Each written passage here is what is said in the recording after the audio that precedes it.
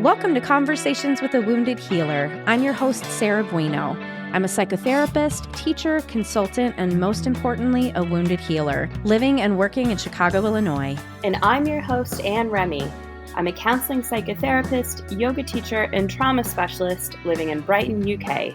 On this show, we interview folks in a variety of healing professions, and we discuss the intersectional journey of healing self while caring for others. But we're not just focused on individual healing, but also healing on the collective level, from white supremacy, late-stage capitalism, and the patriarchy. Thanks for joining us. Annie Banani! Oh, no, never. Okay, won't do that again.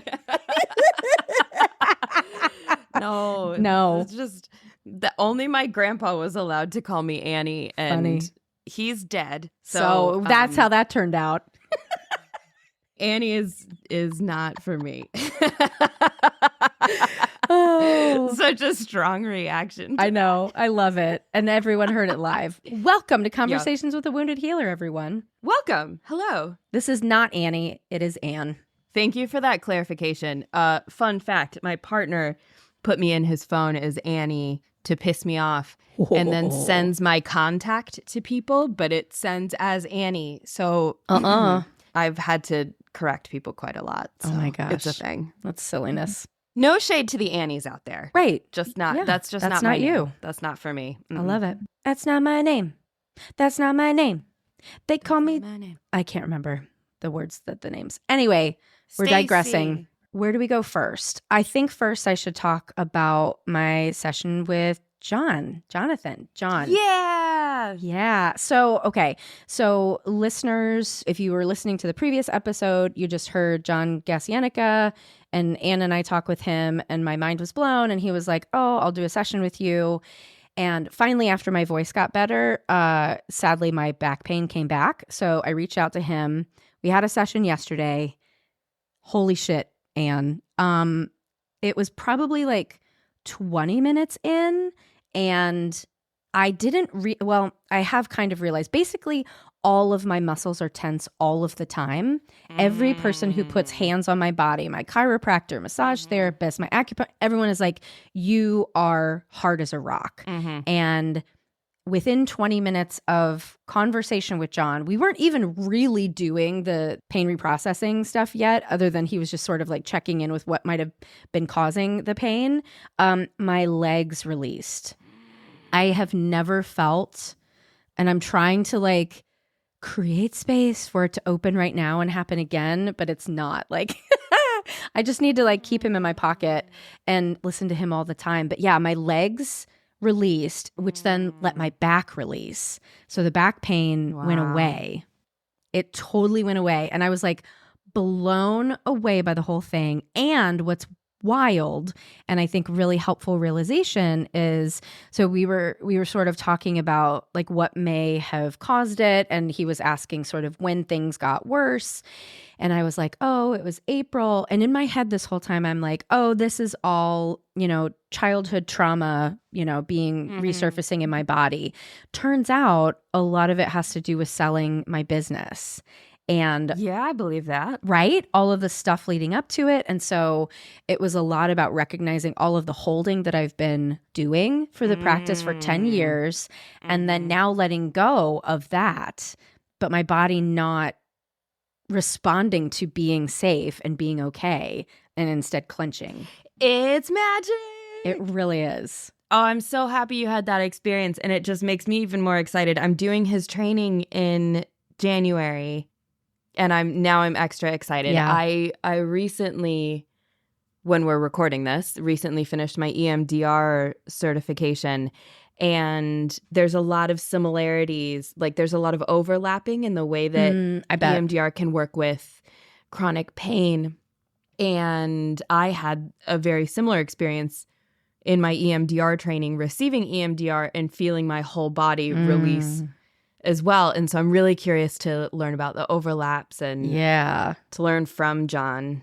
And oh, what a cool experience you had. Super duper cool. So yeah, I mean, maybe we should put the info to that training in the show notes if people are interested in joining, because awesome. Let's train together, everybody, and help everybody with their chronic pain. Let's train together. Yes. So I wanted to mention that. Before I move on and talk about today's guest, we should just mention a couple ways you can support the podcast. Don't forget, we have merch at tinyurl.com/CWH merch. So you can buy t-shirts or tote bags and stickers, all kinds of things that you can get. You can rate and review us on Apple Podcasts, which we appreciate very much. Please and thank you. And then if you want to give us a little moolah, you can go to patreon.com/convos with a wounded healer. And Anne and I are cooking up some fun, exciting stuff in the new year that we're going to release some more stuff on Patreon. So it's not just going there and saying, thank you, here's some money, but we'll actually give you something for it. So please consider that. Besides our gratitude. Give you something besides our gratitude. Yes. So Anne, what did you think of the episode with Heather? I loved it so much. The end. So I'm very interested in psychedelic support in therapy. So listening to her was really interesting to me. And I loved hearing about her experiences with psychedelics. Yeah, I just thought she was great. Yeah. And you had mentioned I should probably describe more about NARM, the neuroaffective relational model. So we met, I guess it was probably 2019 when we started that train. It was because it was before the pandemic days. So NARM, neuroaffective relational model, if you go to narmtraining.com, you can find all the information about it. But it's essentially a training modality that focuses on healing developmental trauma. Mm-hmm. And it's really deep and gets to, very, very deep places. And so that's kind of what she was talking about, like having her ass handed to her in that training, because I think we all got our asses handed to us. And speaking of getting our asses handed to us, I happened to do ketamine last night. Oh. And so I did it before, which I describe in the episode with my psychiatrist at his office. I got my psychiatrist to prescribe some troches to me, which are lozenges, which we talk about in this episode. I fear I did too much. Oh. Because my experience was probably 500 times stronger than what I did with the nasal spray. Okay. So I'm not really ready to talk about what happened yet because I feel like I need some more integration, but I just thought it was really funny. And I literally messaged Heather this morning. I was like, can I talk to you? Because I have some questions that I need answered. And I will talk to my psychiatrist as well, of course.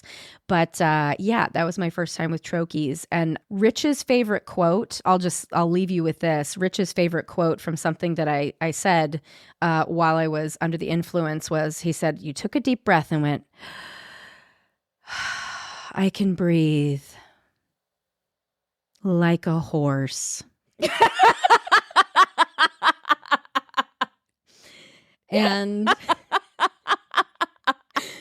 yeah. Oh, that's so good. Yeah. So TBD.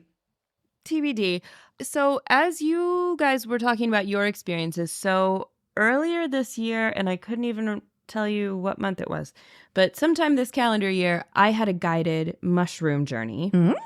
It was a one-on-one thing, and it was my first experience with psilocybin. And when Heather talks about everything kind of like reducing back to love, I was like, it's exactly what my experience was, right? There was a lot of crying, a lot of like sadness, and then just like, I was born happy. I was so happy to be born and how just great everything is. And that it's interesting because you two also talk about psychedelic experiences. So, which I've also experienced through breath work and actually through EMDR. And it's funny because what I've noticed is my pattern, what I experienced through EMDR and through breath work is some type of pain will come up for me. And this is exactly what happened in my mushroom journey. And I have a moment and I get like, I feel the pain and I experience the pain. and then I get angry, and then I get sad, and then I cry, and then it's like the waves crashing on the shore, and I just start laughing. Oh, wow. And it's the exact same thing for me. I laugh and I'm like, this is all so stupid. Why do I worry about this? Yes. This is all so stupid. And everything devolves into me just laughing and going, this is stupid, right? Yeah. Even with EMDR, I'm perfectly sober. Mm-hmm. And then it all kind of, then a sort of like, oh, the patriarchy is so dumb every time. That's what it, it's just That's like, really funny. yeah, it's every single thing. It's just like, God, who made these dumbass rules? Imagine just being like, you have to create these dumb rules to feel better about yourself. That's awesome. I love it. Wow. Psychedelics mean the patriarchy is dumb. Yeah, I mean, Yeah. a lot of things mean that, but psychedelics remind you. And so for me, so does breathwork and EMDR and basically everything. So I love that. I will be very curious as you continue to process that experience to hear more about it. Mm-hmm.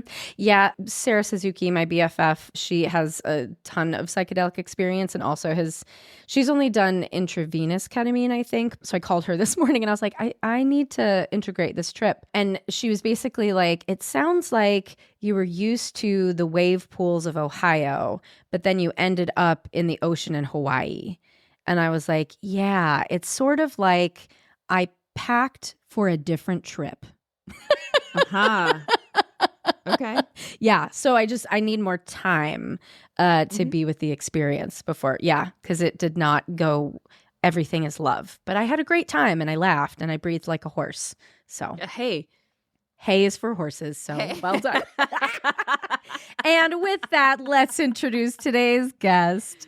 Somebody take my microphone away. Right. Okay. So Heather Friedman is the owner of Tree Life Psychotherapy, where she treats a wide variety of clients for PTSD, C-PTSD, mood, and anxiety disorders. While she's been trained in many modalities over her 12-year career, her heart belongs to NARM, EMDR, and most recently, psychedelic-assisted therapy. When she's not busy with the work of healing, you can find her gardening, writing, snuggling her hounds, and being with the people she loves. So please enjoy my conversation with Heather Friedman. Yeah. Are you a therapist stepping into leadership for the first time? Or maybe you've been in a leadership position for a while but are bumping up against new struggles. It's a transformative journey and one that can be deeply rewarding but also filled with unique challenges. Many therapists find themselves in leadership positions because of their exceptional therapeutic skills, yet leading, supervising, or managing others requires a whole new set of competencies not covered in graduate school. Our Authentic Leadership Group is here to help you become the authentic and wholehearted leader you aspire to be. And we believe this journey is best undertaken with the guidance of experienced mentors alongside fellow learners. Authentic Leaders will run February 2024 through September, meeting once monthly on Fridays for 90 minutes. Join me in this journey of self-discovery and leadership mastery, where you'll enhance your leadership skills and forge meaningful connections with fellow therapists who are committed to their own growth and the betterment of the therapy field. To join me and start registration, go to www.headheartbiztherapy.com/authentic-leaders-group. That's headheartbiztherapy.com/authentic-leaders-group. Hello, Heather. Hello, Sarah. I'm excited to be here. Good. Have you done a podcast before? No, I haven't. I'm popping your podcast cherry. You absolutely are, which is, like you're nervous the first time in all things. So. Right. Yeah. If you weren't nervous and you'd never done this before, I would think you were a psychopath. Exactly. And I try to strive to not be a psychopath. So. Yeah. Awesome. Great. Well, you're in the right place. Sweet. Well, do you want to tell listeners, what's your 30-second, who you are and what you do? Oh, yeah. Okay. So I'm a psychotherapist. I work in Bedford, New Hampshire. I own my own practice, Tree of Life Psychotherapy and Counseling. And there I treat PTSD, C-PTSD, and I am currently moving slowly but surely into the psychedelic-assisted therapy space, which is... Oh, I didn't know that. Yes, it's really exciting. I just finished almost a year of training with IPI, the Integrative Psychiatric Institute. So yeah, it's so exciting. I'm very excited about all the things that I'm going to be doing coming up. Yeah. Yeah. And we met in NARM. We did meet in NARM. Blessed NARM. Blessed NARM. Blessed NARM. Yeah. And it's funny, you are a person in trainings who doesn't say very much. I don't. And so I didn't really get to know you very well, but we became Facebook friends, and you are wild on social media and I love it. I was like, this bitch is so funny, and she was hiding this shit from me. Rude. I do. Those training experiences were intense. I don't think I was prepared for Very. all that happens. And, traveling to a training like that by yourself where, you're getting hit in the face with, like Your your stuff. diary on a PowerPoint in a room full of 50 people it was an intense experience. So yeah, I was much more guarded during that whole time. Yeah. And how many dogs do you have? Because this is the social content that I love. I do. They're my feminist Lady Greyhound pack. I have a retired racing greyhound, and I have 2 Italian greyhounds. And they all are very fierce and have a lot of personality. And I didn't set out to have 3 dogs, but I have 3 dogs. So. And their faces are everything. They have good faces. They have very expressive faces. They do. They have a lot of feelings. So they're in the right house. They have a lot of feelings. Babies. I know. They are. Aww. And we're both witches. Yes, we are. So that's another thing we share. It is a thing we share. It's such a beautiful, magical thing to share. And it's so nice that there's finally, I feel like, space in the world to talk about having a different set of spiritual beliefs. Yeah. And not feeling like totally, I don't know, ostracized for it or people just laughing at you. So I love that. Yeah. Yeah. Well, let's begin with your therapist origin story. Because it's kind of like superhero origin stories, right? Like, how did it all begin? Did you fall in a vat of acid? Like, what? How did you get here? Okay, so my superhero therapist origin story came from people who, I started with people who didn't really talk about anything ever. And being very young and, a little rebellious and having a sense that this is not right. And just always having, a slant, I think, towards justice in the world and just seeing how cruel and cold people can be and not wanting to be a part of that, but also accepting that, like, okay, I have to live in the world. Like, I like life, so I'm going to be alive. So I think that combined with my love and fascination and curiosity of human beings in general, I think we're all so amazing. We all hold these little universes inside of us that are they just have so much potential. And, I always wanted to know, why do people do the things they do? And like I wrote like my senior paper on, why teenagers run away and how, they're not bad kids and they just need love. And so I've always, I don't know, it's just always been in me. And so, I went to college and I almost went to medical school actually to be a dermatologist because I thought that would be fun. And at the end of the day, I was like, no, I think this is where my spirit needs to be. So rather than popping pimples, you are here. And I could be draining cysts on like TikTok or something, but now I'm here doing therapy instead and talking to you. Aw. And tell me about your journey to like witchiness. Oh, I have been a witchy human for so long. Like, even as a child, I used to, in bad days, I would go out and make like these little mud mountains, and I would find a pretty rock and I would talk to the rock and I would put my stuff into the rock, and then I would put it in the mountain, and I would like put a little flower on it and be like, okay, now, the land is blessing this rock and taking all of my stuff from me. So like, Aw.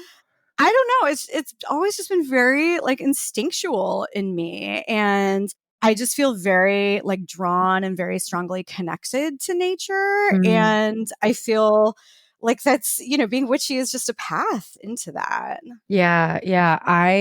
For the first time, I wish I could turn my camera around and show you in my office. I have plants, like I'll have to text you after this, like Yeah, I want to see. tendrils, plants like dripping everywhere. All of a sudden, I can grow plants. I'm fucking Mother That's Earth over here. amazing. Yeah, it's amazing. Yeah, like I moved to this house and it has light, and I guess that's what plants need. I didn't know that. They do. They do need some light. They do. They need light. They need water. Yeah. Kind words like people. Yes. Yeah, and magic. And magic. Yes. Do you practice anything right now? Like, do you have any mystical things you do on a regular basis? So I definitely try and I'm gonna fully admit here, like I miss some of the witchy holidays and times of year just because life gets in the way. I know. But I definitely always try to do an end of the year cleansing. I do make sure I have a New Year's intention setting where, I, do my sigils and I'll burn them and I'll, take my peace with them. I definitely meditate on a regular basis to connect to my own personal power. I like to have time out in my garden, and I definitely, use that to ground and talk with my plants. I would love to like find a coven. I have a friend that we're like, man, we gotta like pull some other people together and have a coven. That's my next goal in life. Yeah. Is to have a coven. Yeah, I joined the Holy Witch. It was formerly the Witch's Box. Elena, the person who runs that, she's amazing, and it's all virtual, which like I would love to have people in person, but I've learned like so much from her, and a lot of it is, I mean, her whole first, like the Holy Witch, it's basically like a witch school, really, and it starts with the 101, and the 101 was meditation. She's like, I know a lot of you don't like to hear this, but you have to meditate regularly. And I was like, great, that I got. Next. Yes, right? I can do that. I'm good at that. I am real good at that. Yes, me too. Yeah. We have the Temple of Witchcraft here in Salem, New Hampshire. And so I've done some work and some learning with them, and they have a really amazing, like years long vision where they want to create like a whole witchcraft community where people can live and just be. And I know, like it's amazing. So yeah, I try and connect with them when I can. Yeah. And it's funny that like, I don't know if you feel this way. I have definitely created a life where everyone around me, except for my mother-in-law probably, are like really either into this stuff or just very accepting of this, and there's no fear. But I mean, I grew up in a really Christian home, and fuck, if my mom knew that I was like calling myself a witch now, she would like freak out and assume I'm going to hell. I'm sure the rest of my family does. But yeah, do you get pushback? Do you ever get like bullshit? So religion in my family is a really loaded thing. There was a lot of just, I think, trauma from the church in my family. And it was something that when I was like a teenager, it was, my parents pushed really hard to go to church. We had some throwdowns about going to church. Wow. Because I just did not feel like that was the place for me. And I've had some family defect from the church after being really highly involved. It's funny because like, there's just so much of myself I don't share with my family that, I think they kind of know, but like we don't really talk about it. Yeah. So I don't know how they would take it. I don't know what they would do with it. Usually if they don't really know much about something or uncomfortable with it, it just isn't talked about. So based on their responses, I don't think they're super comfortable with it. Yeah. What about like Yeah. just people in your life in general? Like, I mean, I'm sure your family is like your immediate family. Yeah, my So my immediate family. So my daughter does witchy things with me. So she likes that. We'll do spells and things, and oh, I and love it. we have a protection jar for our home out on our porch, and so we renew it. Oh. So she likes to do that, and she likes to leave gifts for the fairies. And I don't have it in me to tell her like fairies are actually kind of creepy, but it's okay because she's only 9. I don't want to put that in her yet, but it's okay. We're befriending them, so Mhm, mhm. Yeah. So yeah, she does some stuff with me. She thinks it's really cool. She has gone to school and told people her mom is a witch. Oh my God, how does that go? I asked her how I was like, who did you tell? And I think one of her teachers that she told, she just laughed about it and smiled. And I'm like, oh, okay. And one of the other kids told her, like, that's weird. I'm like, Wow. let's not tell people about this. And my husband's amazing and supports me in everything. And he thinks it's cool and likes Yeah. to learn stuff too. So yeah. That's really funny. And now tell me about subject change, Yeah. but tell me about the psychedelic stuff. Oh my gosh. So I'm gonna caveat this with I'm classifying myself as an intermediate beginner in this work because it Okay. is so big and there is so much to learn and know, and there is still so much we don't know. And so this is really like big shifts in mental health care, Yeah. like in its infancy, all of this stuff is Mhm. very early. So right now, what is legal is ketamine, Right. and ketamine's been legal for a while. Hopefully MDMA is coming in the next few years, but that keeps kind of shifting and changing. So it is definitely a shift in practice. Just the protocol of care, how we prepare people, the medicine work is absolutely incredible.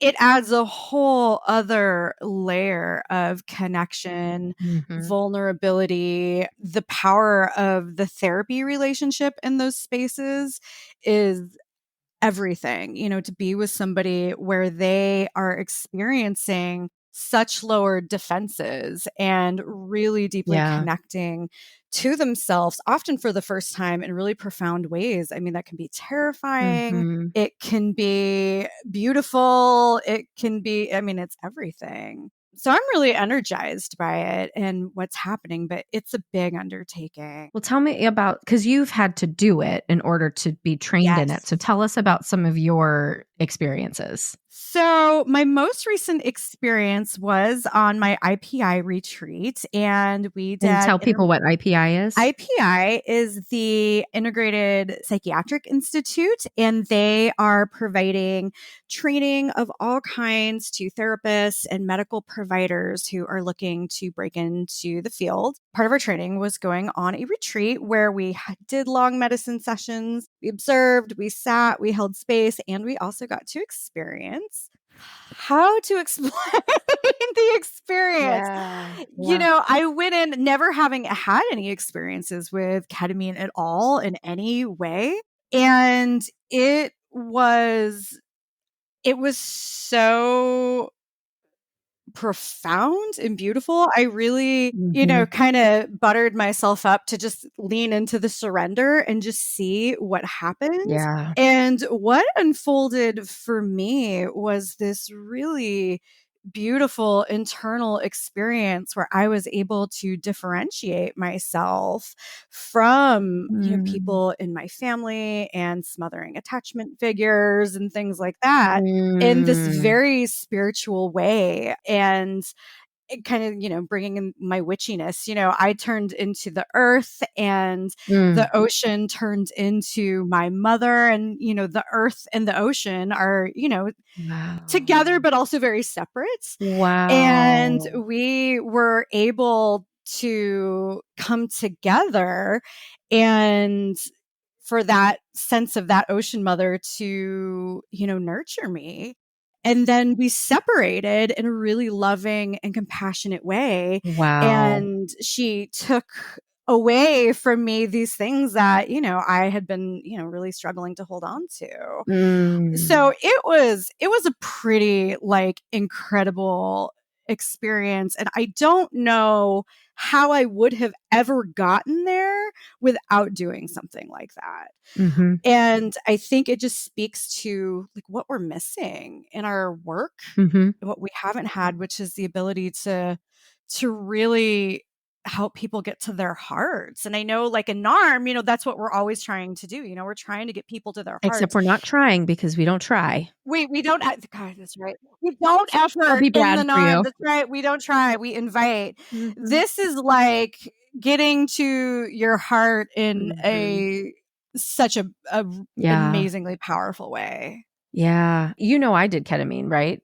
No, Did you know? I did Yeah. not know So that. Tell me about it. yeah, was it in 2021? And I was just like so fucking depressed and I could Yeah. not like get out of it. And I had gone to a treatment program for trauma in 2020. Mhm. And when I came back, my psychiatrist was like, "Oh, you should try ketamine." And I'm like, "I'm fine. I don't need that." And I had the whole reason I went off of Lexapro because I wanted to do Uh-huh. ayahuasca. So what fucking idiot am Okay. I that I'm like, I would want to do ayahuasca, but I don't want to do ketamine. What a dummy. So Right? Ayahuasca's intense. yeah, right. Ketamine was great. And I think I will stick with that because I need to stay on Lexapro, I've realized. But so the way that he did it, it was the nasal spray. Yes. And I was by myself and so let's see, 9 sessions, I think. So it was 2 in the first week. And Yeah. well, I don't know if it was the first one, but it might have been the first one that was the most profound. I Yeah. brought my journal and I just wrote, and I was having a conversation with something else. Yeah. That's what it was. And I was asking questions and it was giving me answers. And it was basically like telling me the secrets of the universe. And the secret of the universe, everybody, is just love. That's the secret of the universe. It's Yes. all about love and none of this matters. And I actually want to do another journey because it's so easy to get away from that truth. When it comes like if I could strip everything away, that is what I believe, that it is, that Yeah. everything is love and everything, that the bullshit of the world is just the shit that's piled on top that gets in the way of our true nature. Yeah, no, and that's it exactly. And I love how when you talk with people who have had psychedelic experiences of any kind, that is always the meat in the heart, is that it is Yeah. about love and it is about that thread of connection that Yeah. runs through all of us and everything. And that our struggle and strife is when we are disconnected from that. And it's like it sounds so simple and it's Right. so hard Right. to get there. Right. Right. And I have had NARM profoundly changed me as a person. Oh. And Kelly Klinger is my therapist, right? So Kelly. Yeah, I do. Yeah. And so the shit that we have gotten to, like, I am a profoundly different person than I was 5 years ago when I started that. And Yeah. knowing what I know about drugs, period, because there's nothing that drugs can do to you that can't be done naturally. And I know that because I've had natural psychedelic experiences without any drugs too. Absolutely. So, but I think that psychedelics offer I guess, more direct path. Yeah. For some people. And so it might happen a little bit faster, which now that I say that, actually, I'm wondering, like, because when you talk about a NARM, like needing to build the capacity to tolerate connection Yes. to oneself, Yes. I wonder if that's where, like, because I think of a client of mine that I had sent to my psychiatrist to do ketamine. Mhm. And from the outside, I'm like, oh, this was helpful for you, but that wasn't her internal experience. Like, I can see how it will be helpful in the long run. But I'm thinking back now and I'm like, oh, it's because we hadn't built the tolerance for her to, Yeah. deal with that. Yeah.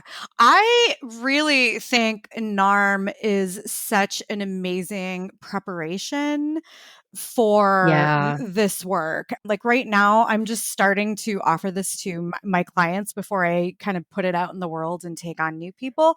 So Yeah. I'm doing this with people I have established relationships with. I'm very comfortable, and that's kind of my comfort while I'm doing this, getting started. Oh, yeah. Like really leaning heavily into that, building that capacity, helping them to start to just feel into, some of those spots, some of that disconnection, in a way that's healing, I think is really good preparation. So when it does get difficult, we're not having bad experiences. We're having a challenging Right. experience with a lot of opportunity. And, that also opens the client up to then also be receptive to the support that, you're giving them in that moment. Right. And to be able to really feel into that.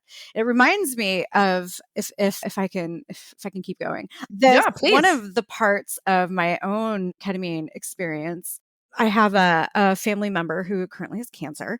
And, Mm. I really knew okay, I at some point I really need to deeply connect to this grief and it's all locked up. And Mm. so I had the opportunity to do that during my session Mm. after, this beautiful earth, water, mother, daughter thing happened.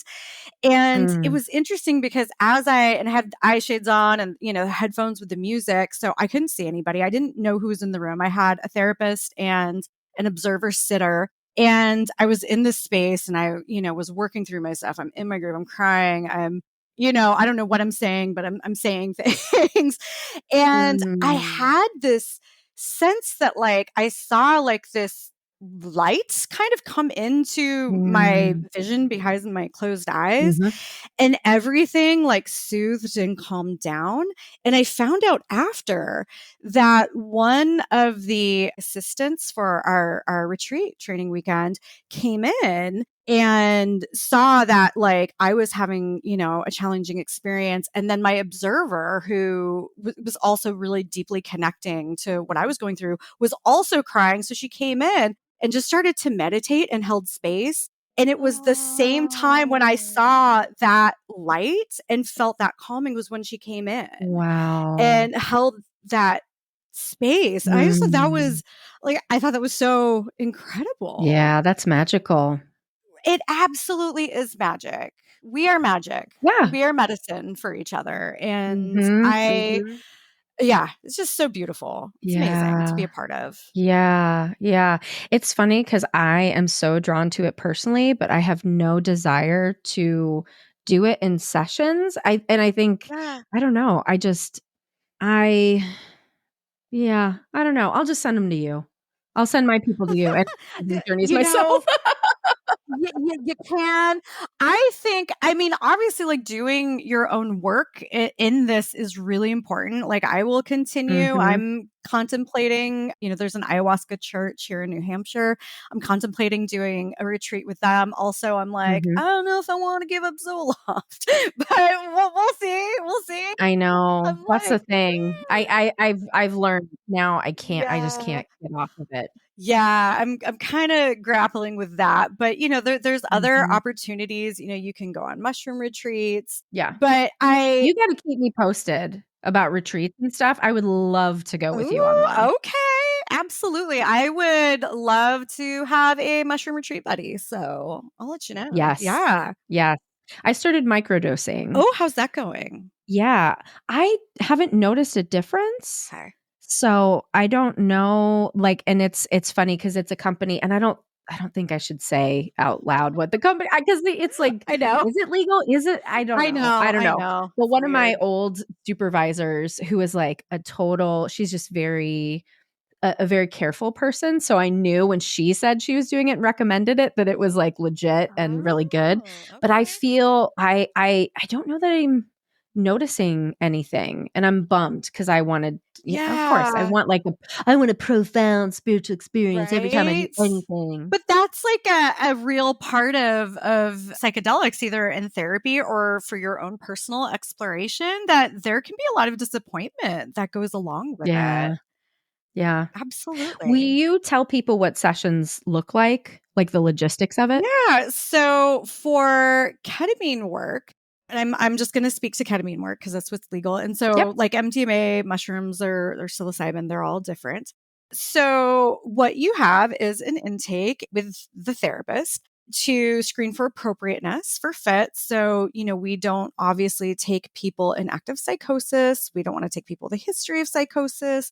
Anybody with active substance use, it's going to be questionable. Oh, really? Yeah. Well, and it's depending on the kinds of substances they are potentially using. And there's a lot of like drug interactions, concerns about things like elevated heart rate, like ketamine increases your heart rate if you're taking stimulants or cocaine. Like, oh, yeah. Yeah, that's right. They would come in and take my blood pressure. Yes. During sessions. Yeah, like bad things can happen. And then there's some physiological constraints. You also need to be screened by a psychiatrist or prescriber well versed in psychedelic medicine. And so, like in your practice, you'll have a relationship with a psychiatrist who will do that? That is what we have to do. So if you're not going to go join an already established clinic, you have to find prescribers in the community that you trust that are willing to prescribe to your clients. So this is where things start to get difficult because especially out here in New Hampshire, we don't have the largest population and we don't have, a lot of providers. It's a very small pond out here and we're really short on people. So we're in the process right now of pulling together a little psychedelic professional community. And that's going really great. Like we're all, kind of banding together going, okay, how are we going to do this? And what are our resources? And we're all kind of spread out, but we're making it work. So once you're cleared, we do a pretty intense informed consent process. There's a lot of education. There's a lot of discussing different kinds of boundaries. One of the things that can make psychedelic therapy different is the use of potential touch in sessions if it's being requested, if somebody's having a challenging experience. So talking about that, where the client boundaries may be, where the therapist boundaries may be around that, and working together, helping clients with the logistical aspects of it, because you can't drive the day of, you can't drive, yourself home, you don't want to work, take care of children, things like that. And are you only doing it in person? I am doing it only in person right now. Okay. Yes. Okay. So all the informed consent, and then you work on preparation. So what does your client need to be able to move into this space? And obviously that's going to vary in time and where the clients are at. Even with people that I have been working with and have established relationships with, we're still taking several sessions to prepare. Oh, yeah. Especially if there's no experience or if they've had challenging experiences in the past. It's interesting because one of the things to work through too is people's kind of feelings about, okay, I'm going to take what some people use as a party drug for therapy. So we're cutting through all of those kind of cultural beliefs about these medicines and trying to kind of wind it back and say, okay, everything can potentially be abused. The poison is the dose, right? This has legitimate, helpful therapeutic qualities. And this isn't, a rave. This isn't a party. And this is a very different purpose. And you're going to be safe. And we're going to do this in a way that is safe. And we're going to support you. So once you're prepared, the medicine sessions, everybody does it differently. You can do preparation sessions as their own standalone, and then just schedule the medicine sessions. Some people like to have a prep session that leads into the medicine sessions. That makes your session's 3 hours long. Yeah. So if that is not for you, and it's not always for clients either. Some people, like that, some don't. I'm preferring breaking it up personally. I think that feels, not as much as a marathon of therapy. The medicine sessions I'm booking about 2 hours for. And so as I start doing this more and more, I'll probably have them go for 2 hours. So I'm doing intranasal ketamine with clients right now. Would love to find somebody who is willing to do intramuscular. I will find them somewhere. Have you done IV or just the? So I personally am not really interested in offering clients the IV, just because there's really, there's a lot of therapeutic purpose during those sessions because it seems like you're just so out of it. What I do with people though, and this is important if anybody is doing IV ketamine, please seek out somebody to do preparation and integration with you around I your know. IV sessions. I have done Right. definitely some reparative work with people who have some Yeah. really, really intense, really terrifying experiences in their IV sessions where they were really Mhm. alone and you're kind of trapped. Right, and it's just such a Such a medical, medical thing. sterile Yeah, you environment. got the IV in Mhm. your arm, you really can't move. There may or may Yeah. not be somebody there who knows how to support you, that you have a compassionate Mhm. relationship with, that you can trust. Right. So, yeah, if you're doing IV ketamine sessions, please invest in a therapist as well for the Yeah. preparation and the integration, and find somebody who is versed in psychedelic medicine and can understand, Mhm. what you're going through, can talk with your providers and coordinate and really see you through and make sure that you're getting everything you need out of that. Mhm. Mhm. Yeah, so I do the intranasal in office, and 24 to 48 hours after, we have an integration session where we're Mm. really deepening into the insights and kind of touching into, okay, where are you at? What's resonating? Taking as much advantage as we can of that window of increased, neuroplasticity and connection. And then, ongoing support around how do we make these actionable changes into your life. Right now, I'm doing a session a week. I think, and that's due to the level of functioning of the current client I'm working with. By Mhm. people coming up, I'm looking at doing 2 a week for a month and then slowly tapering them down. Mm. Mhm. That's really cool. And because I listened to a podcast, I cannot remember what it was called, but and it was supposed to be ongoing. I should look back and see if it still exists. But they were talking about I guess the dangers and the abuses that have happened in early like psychedelic communities where Mhm. people have really taken advantage of people that they're working with. And I don't think Yeah. any of it was like, I'm going to get these Yeah. people vulnerable and do it. It's that people not integrating their own relationship with power and their own relationship with, Yes. whatever malevolent forces are shadows that are within all of us, Yeah. and then inadvertently taking advantage of people. So, how, like, what are they talking about in terms of safety in your training? Yeah. So there is a really large emphasis on developing the ethics and the practitioner ethics Mm-hmm. around this work because it is more intense. Kind of speaking like to that experience I had when in my own session, when I had that sense of somebody coming in, like there is an openness that even if you're not on the medicine, you do feel a shift in yourself.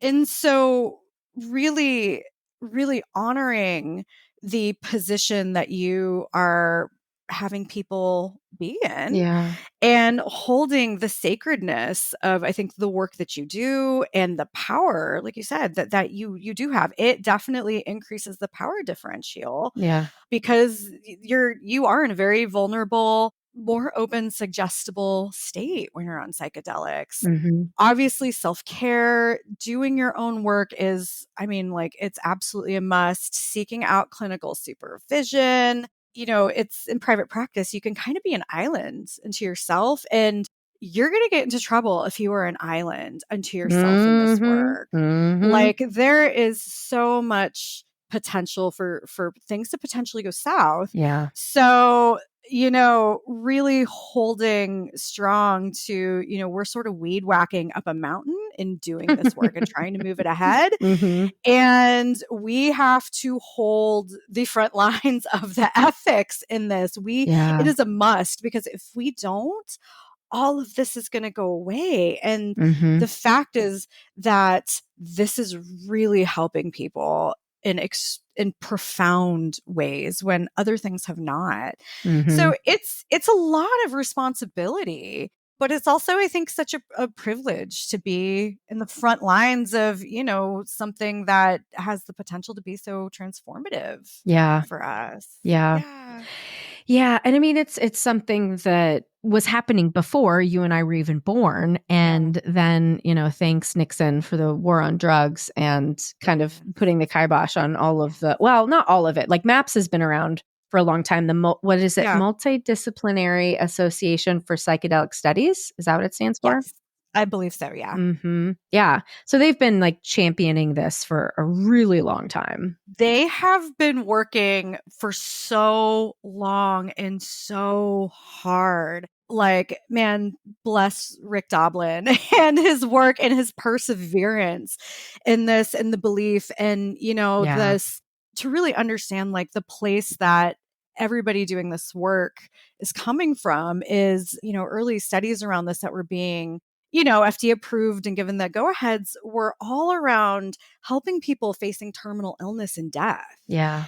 These are medicines that were, justified their use because, people were facing end of life terror. And these experiences gave people, their last months of happiness and connection with their families. It allowed people to die with dignity and love. And it's if you look at that and hold that, that is that is continues to be a really powerful use for psychedelic medicine. It's a big responsibility. Like we can't lose that. And right. Yeah, I think a lot of us are very excited too about what this means for kind of bringing back a, more, I don't know, connected to the earth kind of slant to our culture because we are so individualistic. Yep. And cut off. Yep. And the problem, like in a rigid, like scientific only based like therapy sort of model, CBT is what is the gold standard. And then the third wave, right? DBT and ACT. And yes, fine, great. But it's so challenging. Like things like NARM that are not quote unquote evidence based or any of the other somatic therapies. And psychedelic therapy obviously has science base to it, but it's so individualized for healing. And that's why it can't become evidence-based practice. Right. And I'm so fucking frustrated with our culture and how the antithesis of healing is standardizing to me. Yeah. Listen, it's exhausting because, there's so many of us trying to push this deeper work forward. And, like we're in the trenches with people, we see clients who have had tons of DBT and tons of ACT and CBT. Most of my clients have years of therapy and never got even close to what they ultimately needed to heal. Right. And, as our world becomes more stressed and, we have more and more, terrifying things looming that we don't know what will happen. And mental health continues to become a challenge. Like we are going to need this because coping skills, like telling yourself everything's going to be okay when things might not be okay is not going to cut it for much longer. Well, and I'm thinking about, the tech industries that are trying to come in and capitalize on the need for mental health right now, right? Like I think of companies like MindBloom who are offering ketamine, which is people don't understand. Like I'm not bitching about accessibility. I want it to be accessible, but you cannot shortcut this shit because it is dangerous. Like just think of some impressionable, suicidal, depressed teen who gets a hand on ketamine. They don't fucking know what they're doing and they could kill themselves, right? Or like have a psychotic break or, whatever could happen. Like this shit, this is why we have to have professional regulations and ethics to keep people safe. And we have to have therapists doing their work because there's so many therapists not doing their work who think that they're great and they're using their power inappropriately. I'm just mad. Heather, I'm mad. No, I echo all of that. I'm mad too. And listen, it's setting people up for expectations that are so unrealistic because out in the world, people are like, oh, I'll just take some ketamine and I'm never going to feel this again. And it is a tool. It is a new doorway to walk through. And that's it. And you're still going to have to do the work on the other side of that door. And it can absolutely be incredibly dangerous. And I think it really cheapens our profession as a whole to just boil this down to, you can take a medicine and magically everything will be better. Right. The power of these experiences. And if you look at, like ayahuasca, that is done in a sacred ceremonial space with layers of people. You have the participants, you have sitters, you have usually some sort of, shaman or spiritual guide. You have other Right. people there who are, there for maybe looking at protection and monitoring people medically. Like there's layers, and it takes a whole community to support that healing. Community. Yes. Yeah, shifts need to happen. It's exhausting. It's so tiring. I'm tired. I'm tired and mad too. Yeah. God damn it. Who do we blame? I want like one person. Like, we can blame Hitler for World War II, right? Like, who do we blame for capitalism? I want one name. Right? I know. That actually would be really helpful Wouldn't for it? all of it. I want a name for capitalism, a name for racism, a name for like climate change stuff. Like one name for all of it. A name for insurance. Like who can we blame? Oh, man.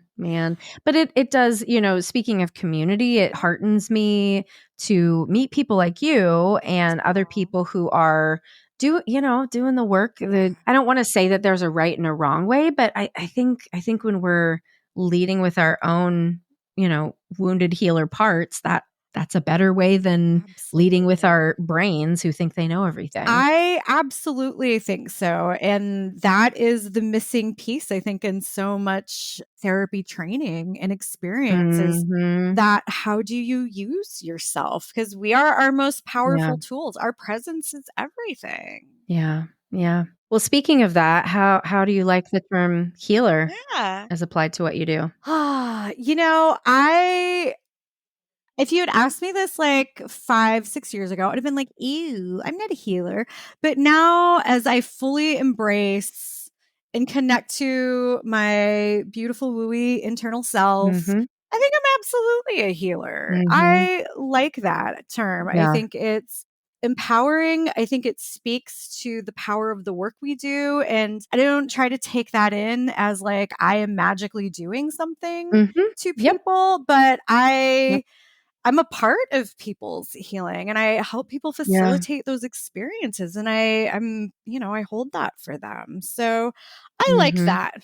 I'm going to take that in. I like that you like it. Yes. I do too. And I feel the exact same way you do, that it's not like I am doing something to you, but you know what? I've got gifts. And why should I not say like, yeah, I've got healing qualities to me that really support people in moving in different ways? Yes. I feel like it's kind of I don't know if you had these experiences, but like in your training, there was so much like, I felt like we had to be so humbled and there was not really a lot of space to be like, I can be good at this and I can have some confidence in my work. And so, it feels like using that term is reclaiming those parts of myself that I use in my work that do help people grow and heal and, do all the wonderful things that they hope to do in their lives. Yeah. And how do you like wounded healer? I mean, it's true. Absolutely. It hurts because it's true. Because it's true. I think it feels very vulnerable and, to have to admit that. But I mean, there's also nothing wrong with admitting that. So I like to, yes, I am a wounded healer and I'm always in the process of healing so I can continue to do the work of healing others in the world. I love it. And I love you. I love our connection. Aww. I love our connection too. Yeah. You're one of those friends that like we don't spend a lot of time talking with each other, but I fucking love when your shit comes up on social media. I love when we ever do get to chit chat and I love seeing what you're doing. Thanks. Well, I'll keep you definitely in the loop. Yes. Yes. Tell me about all retreats psychedelic. Yes. I'll look for mushroom retreats too, because that's my next thing I want to do. That's amazing. Well, where can people find you? So my practice does not have social media presence because Good for I just you. have never done that. Good. Don't. But I do. My website is just treelifetherapy.com. And you can find me there. And my email's there. So if anybody listening has questions or I don't know, anything, wants to share something, Yeah. I would love to hear it. Wonderful. Well, thank you so much for being here today. I loved this conversation. Well, thank you, Sarah. I loved it as well. How was it for your first time? You know, I feel very empowered right now. And I'm like, why was I scared? Right. No reason to be scared. But it's good that it's fine. It all worked out. It is. It was good. Aw. Well, thank you so much. You're amazing. Oh, thank you, Sarah. So are you. Thank you for everything you do for the world. Aw. Thanks to our guest for an amazing conversation today. To find out more about today's guest, you can visit www.headheartbiztherapy.com/podcast. You can find Sarah at Head Heart Biz Therapy on Facebook and Instagram. And you can find Anne at Spare Room Wellness or spareroomwellness.com. Thanks as always to Andrea Klunder and the Creative Imposter Studios for editing, to Liam O'Donnell for the album art, and to Ben Mueller for our theme music. Until next time, bye-bye.